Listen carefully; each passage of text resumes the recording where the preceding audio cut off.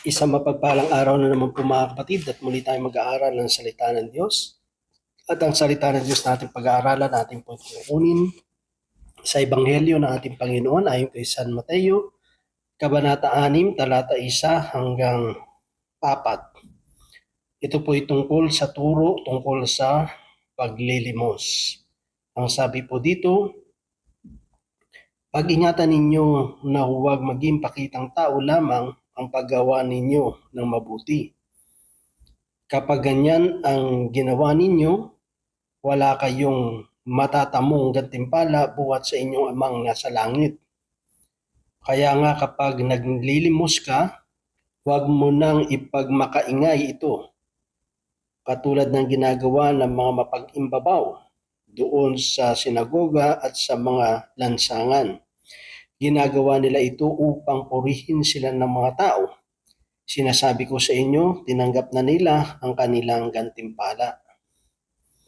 Ngunit kung naglilimos ka, huwag mo nang ipaalam ito kahit sa iyong pinakamatalik na kaibigan, upang malihim ang iyong paglilimos at gagantihin ka ng inyong amang nakakakita ng kabutihang ginagawa mo ng lihim. Mga kapatid, mga magulang, mga kaibigan, ito po ang salita ng Diyos. Ang papuri, ang pagsamba ay para lamang po sa Kanya. Alam naman po natin, hindi naman po masama na gumawa ng mabuti, tumulong sa kapwa, magbigay sa kapwa ng mga bagay na meron tayo.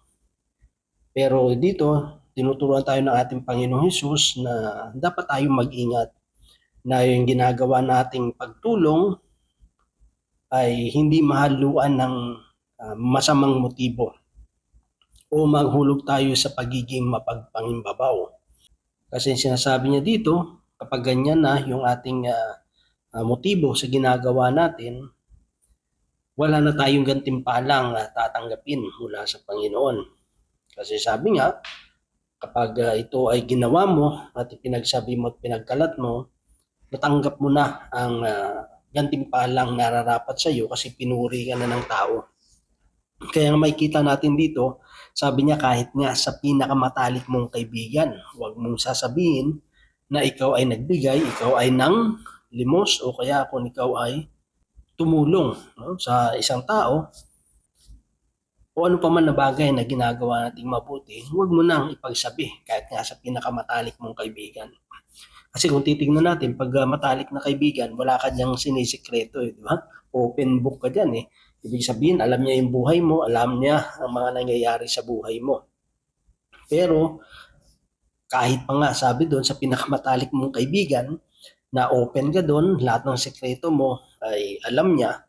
Pero sabi niya, kapag ang pinag-uusapan na ay ang paglilimos mo, ang pagtulong mo, pagbibigay mo, anong pa mang mabubuting ginagawa mo sa kapwa mo, huwag mo na ipagsasabi pa.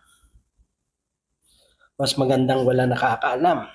Kundi yung nakakaalam lamang ang Diyos at yung taong tinulungan mo. Kasi kapag may ibang tao na pinagsabihan mo, doon tayo magkakaroon ng ano ba yung intention mo? Bakit mo sinabi doon? Doon pa lang may may something na eh. Bakit mo isinare na tumulong ka sa tao? Ano yung purpose mo? Para merong pumuri sa iyo? Para may makaalam na mabuti kang tao, na may tinulungan ka? 'Di ba? Yun agad yun eh. Kasi sinabi mo eh. So, anong reason mo doon? Anong pinakamotibo mo? Bakit mo kailangan sabihin sa ibang tao yung mga mabubuting ginagawa natin? Di ba? Kung iisipin natin, kung talaga naman totoo yung pagtulong natin at wala tayong hihintay na kapalit, mas maganda talaga na tayong pinagsasabihan. Tayo lang ang nakakalam, ang Diyos, tayo at yung taong tinulungan natin. Diba? Kasi nga mga kapatid, ito yung nagiging problema minsan sa kapanahunan natin ngayon. Sabi ko nga, hindi po masama nagmawa ng mabuti sa kapwa. Hindi masamang tumulong, magbigay, o mag-abot ng mga bagay na meron tayo sa mga taong nangangailangan. Wala pong masama doon. Pero tandaan natin, hindi na siya tulong kapag pinagkakakitaan natin yung pagtulong. nagiging hanap buhay na po yan, di ba? So, mas mabuti pa sabihin mo na lang na ito yung hanap buhay ko yung pagtulong, di ba? Kasi sa pagtulong ko, ako rin ay natutulungan, di ba? Kasi ano na yun pag pinagkakakitaan mo na, ano na yun trabaho na yun, hanap buhay na yun di ba? Kasi sa pamamagitan yun, kikita ka. Pero sabi naman ng iba, siyempre, kaya yun ang tinutulong ko, yung kinikita ko, yun ang itinutulong ko. Di ba? Pero siyempre, ang ano mo na lang dun, sabihin mo na lang, no? Na ito kasi hanap buhay ko Di ba? Sabihin mo na tumutulong ako na buong ano sa puso ko. Kasi kung totoo talaga, yung tinuturo sa atin ng salita ng Diyos, yung totoong pagtulong na bukal sa puso, hindi po ipinagkakalat, no? Hindi po pinagsasabi. Yun po ang sinasabi ng salita ng Diyos. Pero siyempre, kung sasabihin mo na ito'y trabaho mo, doon ka kumikita, di ba? Pero hindi rin maganda, di ba? Kasi bakit? Kasi minsan, nasisira yung dignidad ng tao. Parang pinapakita minsan yung iba na parang awang-awa, parang hopeless na hopeless, hirap na hirap sa buhay, di ba? Ang pangit kasi yun na parang tinitake advantage natin yung sitwasyon nila para pagkakitaan. Hindi maganda yun mga kapatid. Tapos may mga sad music pa, no? Talagang paiiyakin mo, no? Talagang parang ipapadama mo sa taong yun na talagang mahirap siya, na parang napakahirap ng kanyang sitwasyon. Parang hopeless yung sitwasyon niya. Parang ano ba, ipaparamdam mo sa taong yun na napaka-pobre mo, napakahirap ng buhay mo. Diba? Parang ang dating, ikaw yung magiging ano niya, savior. No? Ikaw yung magiging savior. Salamat sa iyo, at ganito. Diba? Parang ang dating natin, tayo yung nagiging savior ng mga tao. No? Kasi dahil sa ginawa natin. Pero hindi kasi maganda doon. Siyempre, dapat inaalagaan din natin yung dignidad ng isang tao. Di ba? Siyempre, lahat naman ng tao, lalo na kung wala na makain, wala nang pera, minsan, kahit nahihiyaman yan, hindi niya man gusto yung ginagawa mo sa kanya na binibidyohan mo, di ba? Yung sitwasyon niya. Minsan, ano na lang dahil wala na siyang choice, kahit may ano naman, kahit kahiya-hiya na yung sitwasyon niya, ayaw niya man. Diba? Yun ang tinatawag kasi tinitake advantage natin yung kahinaan ng kapwa natin. Diba? Dahil nga kapos at kailangan din nila yung pagkain, kailangan din nila yung pera. Parang tinitake advantage natin, which is hindi yung maganda. Hindi to pagtulong yun, kundi pang ano yun, paninikil, no? Yung pang ano masabi natin parang pang-aalipos pa na rin na way yan Parang pagdidegrade, no? Sa moral, sa dignidad ng isang tao, niyuyurakan natin yung dignidad ng isang tao. 'Di ba? Kasi kung talaga naawa tayo, hindi natin papakita nga sa tao, sa ibang tao na kawa-awa yung sitwasyon nila 'Di ba? Kung talaga naawa tayo. Bakit mo, pag may mga tao nga diyan na walang damit, 'di ba? Tinatakpan mo para itago yung kahiyahiyang sitwasyon nila, 'di ba? Kahit nga yung mga away pamilya dati, talagang ano yan hindi nga pinapaalam sa iba, kahit nga sa kapitbahay mo, tinatago yung kahihiyang yan. 'Di ba? Kasi nga para hindi naman masira yung dignidad ng isang tao. Kaya nga diyan yung salita ng Diyos 'di ba? Tinuturuan tayo, ano ba yung tama at nararapat na dapat nating gawin. Nasa ating pagtulong, hindi maging pakitang tao lamang. Hindi yung parang pinagkakitaan natin o tinitake advantage natin yung sitwasyon ng mga taong tinutulungan natin. Ang sabi doon, ginagawa ng mga taong ito mapagpangimbabaw para sila ipurihin. Di ba? Kasi makikita mo, maraming tao nagsasabi, di ba, na ay, ang buti ng kalooban mo. Sana marami ka pang matulungan. Pero ang totoo ba, sila ba talaga yung tumutulong o sila yung tinutulungan, di ba? Yung pinapakita kasi ng ng social media na mga taong ito, sila yung tumutulong doon sa taong mahirap, doon sa taong walang makain. Pero ang tanong ba talaga, kung talagang tayo ay nag-iisip, sila ba talaga ang tumutulong doon sa taong walang makain, doon sa taong walang damit? Sila ba talaga yung tumutulong? O yung mga taong itong walang makain at walang damit ang tumutulong doon sa taong yun, di ba? Kasi nga, dahil doon sa ginawa na pag-video ng taong yun, kumita siya, di ba? O kunya, ilagyan natin, binigyan niya ng 1,000, 2,000. Pero ang balik yun, magkano? Di ba? So, parang ano lang yan eh, pinagkakitaan mo yung sitwasyon nila. Di ba? Which is hindi ganun eh, yung tinuturo ng salita ng Diyos. Kaya nga itinuturo sa atin dito, ngunit kung naglilimos ka, huwag mo nang ipaalam ito kahit sa iyong pinakamatalik. Hindi lang matalik na kaibigan, kundi pinakamatalik na kaibigan.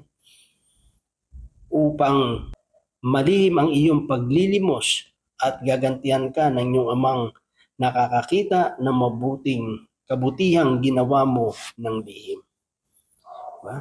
Kasi minsan yung nangingibabaw kasi sa atin dyan, yung ano eh, yung gusto nating itaas yung sarili natin. No? Kaya minsan, sinasabi mo yung mga tao, minsan sinasabi mo yung mga ginagawa nila, yung mga achievement nila, kung ano man yung mga narating nila sa buhay. Kasi gusto rin nilang ano eh, itaas din yung sarili nila. Di ba? Yun ang temptation dun eh. Diba? Bakit pag may ginawa kang mabuting bagay at talaga namang bukal sa puso mo, bakit mo pa ipagsasabi, di ba? Doon kasi natitempt na tayo eh. Tukso na yun eh. So, sasabihin ng demonyo, kailangan mo ipagmalaki yan para maging huwaran ka, maging ehemplo ka, no? Maging mabuti kang halimbawa, di ba? Yung pagiging mabuting halimbawa, yung pagiging mabuting tao, yung pagiging mabuting ehemplo, hindi dapat yan manggagaling sa atin, di ba? Hindi tayo yung magsasabi na mabuting tao tayo. Hindi tayo magsasabi na mabait tayong tao, matulungin tayong tao. Ang magsasabi niyan, yung mga taong tinulungan mo. Ang magsasabi niyan, yung ibang tao. Di ba? Parang sa magulang. Ako hindi ko pwedeng sabihin na mabuti akong magulang. Kasi ano yun eh, serving yun eh. Di ba? Ang magsasabi na mabuti kong magulang, yung mga anak ko. Di ba? Hindi ako. Di ba? Kahit sino naman, pwede sabihin ako isang mabuting magulang. Pero yun ba yung tingin ng mga anak mo sa iyo? Di ba? Ang makapagsasabi lang na mabuti kang magulang, yung mga anak natin. Di ba? Pag ganun din, hindi natin sabihin mabuti akong tao. Diba? Mabait akong tao. Marespeto ako, matulungin akong tao. Hindi tayo ang magsasabi nun. Yung mga taong nakakakita sa paligid natin, sila yung magsasabi. Hindi tayo. Di ba? Kaya yung mga taong mahilig, no, nasabihin sa sarili nila, mabubuti silang tao, gumagawa sila ng mabuti, matulungin sila. Ano lang yan, pakiramdam mo lang. Di ba? Kasi doon pa lang eh, no? Kapag pinagmalaki mo na eh, may problema na doon eh. Di ba? Yung pagsabi mo pa lang na mabuti kang tao eh, medyo ano na yan eh. Parang pinapakita mo na iba ako sa iba. Diba? Mas lamang ako, mas mataas ako sa iba kasi tumutulong ako. Kaya nga isa sa video ko, sabi ko, may mga tao minsan pag gumawa ng ano, tumulong, ay kahit gumawa na ng masama, sasabihin eh, okay lang na gumawa ng masama, at least may natulungan naman. Di ba? At least may natulungan naman. Anong mabuti doon? Di ba? Okay lang na gumawa ng masama, basta may natulungan. So anong halaga ng pagtulong na yon? Na kung yung pagtulong mo naman yung galing naman sa masama. Diba? Sa hindi naman din maganda. Kasi isa sa mga kultura natin mga Pilipino, kahit nga sabi, di ba? Kahit mahirap lang tayo, wag natin ipapakain sa mga anak natin, sa pamilya natin, yung galing sa nakaw. So, ibig sabihin, isang bagay na galing sa masama. Diba? Kasi anong karangalan ang meron doon, di ba? So, Ito lamang mga kapatid, yung gustong ipaabot ng Diyos sa atin. No? Hindi masama pong tumulong, hindi po masamang gumawa ng mabuti sa kapwa natin. Pero pakaingat-ingatan din natin na huwag mo maging pakitang tao yung ginagawa natin. Mas maganda sa pagtulong natin, hayaan na lang natin ang Diyos na nakakalam at yung taong tinulungan mo. Huwag mo na ipagkakalat sa sino pa man. Kaya nga ang bilin ng Diyos, kahit nga sa pinaka matalik mong kaibigan, hindi niya dito sinabi sa matalik mong kaibigan, kundi pinaka. Diba? Meron ka ng matalik na kaibigan, ito yung pinaka. Ito yung pinaka-close sa'yo. Ito yung taong nakakaalam ng sikreto mo. Ito yung taong nakakaalam ng buhay mo. Kung yung tao nga yun yung pinaka-close na sa'yo, siya nakakaalam na ng buhay mo. Hindi mo nga pwedeng sabihin sa kanya yung ginawa mo mabuti. Diba? Tapos ipagkakalat mo sa ibang mga tao. So dito, ang mahalaga, mga kapatid, sa lahat ng ginagawa natin, sabi nga, do it for the glory of God. Hayaan natin na ginagawa natin ito para sa Panginoon dahil ito yung itinuro niya sa atin.